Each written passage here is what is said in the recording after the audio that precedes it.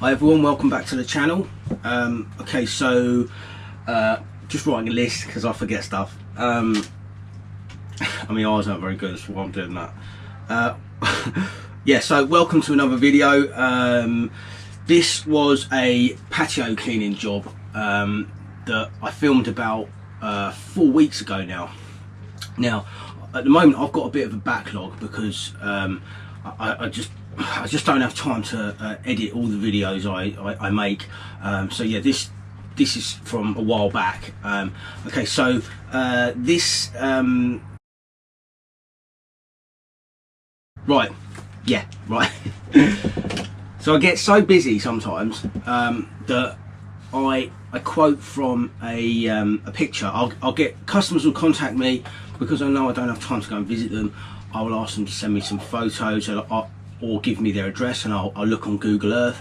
Now that's a pretty good way of doing things, but there is a downside to it. Now, if you don't visit the site before quoting, there's no way of knowing what the tap pressure is like. That's quite a big one. That can affect your job considerably if you've got slow water pressure, because it just the water runs out and then it has to fill up, and if you do that 4 or 5 times in a day, it can add at least an hour and a half, sometimes even 2 hours to the job, which is a hell of a lot. Also, my other issue is drainage.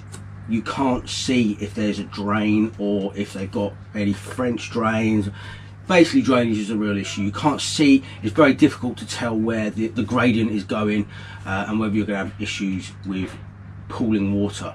So yeah, with this job, that's what I had.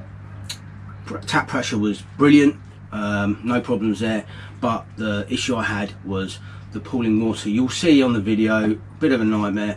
I mean, it wasn't too bad because I could brush it up towards the French drains that were next to the house, but yeah, I mean, it just slowed me down quite a lot, and it's just a bit of a nuisance. I mean, I've had worse, a lot worse, but yeah, I did want to point out that I do have a mud sucker, but because the area was just the way it was laid out, the pipe that you get with the mud suckers is not especially long. I mean, it's long enough on most jobs, but on this one it wasn't long enough to put it over into an area where it wouldn't just come back on me. So it was pointless and totally useless, so I didn't use it. Also, because I didn't know about the bad drainage, I didn't bring my gutter vac with me, so wet and dry vac, because I could have easily just sucked the water up, wheeled it off somewhere, poured it out, come back, done that again. It would have saved me quite a bit of time, but again, because I quoted from a photo, I didn't have that with me. It's one of the downsides to doing it that way. But anyway, look, I've waffled on quite a lot. I'll let you watch the video, and yeah, thanks for watching. Cheers.